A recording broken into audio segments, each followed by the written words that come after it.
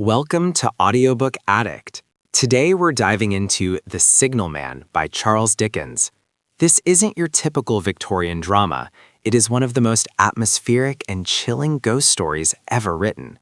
Stick around until the end to find out how a series of ghostly warnings leads to a heart-stopping conclusion that challenges the boundary between fate and coincidence. Don't forget to subscribe for more stories. The Signalman by Charles Dickens. Hello there. When he heard a voice thus calling to him, he was standing at the door of his box, with a flag in his hand furled round its short pole. One would have thought, considering the nature of the ground, that he could not have doubted from what quarter the voice came.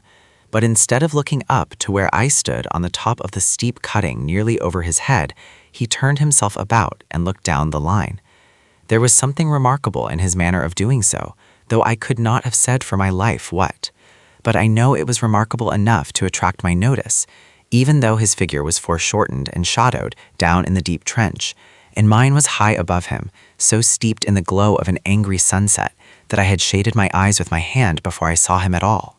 Hello, below. From looking down the line, he turned himself about again, and raising his eyes, saw my figure high above him. Is there any path by which I can come down and speak to you? He looked up at me without replying, and I looked down at him without pressing him too soon with a repetition of my idle question.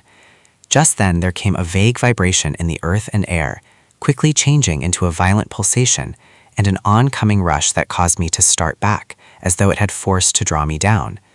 When such vapor as rose to my height from this rapid train had passed me and was skimming away over the landscape, I looked down again and saw him refurling the flag he had shown while the train went by. I repeated my inquiry.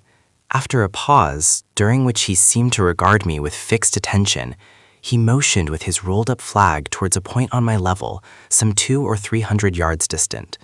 I called down to him. All right. And made for that point. There, by dint of looking closely about me, I found a rough zigzag descending path notched out, which I followed. The cutting was extremely deep and unusually precipitate. It was made through a clammy stone that became oozier and wetter as I went down. For these reasons, I found the way long enough to give me time to recall a singular air of reluctance or compulsion with which he had pointed out the path. When I came down low enough upon the zigzag descent to see him again, I saw that he was standing between the rails on the way by which the train had lately passed, in an attitude as if he were waiting for me to appear. He had his left hand at his chin, and that left elbow rested on his right hand, crossed over his breast. His attitude was one. I hope you enjoyed The Signalman. What struck me most was the vague vibration in the earth. Dickens uses the industrial setting to create such a visceral sense of dread.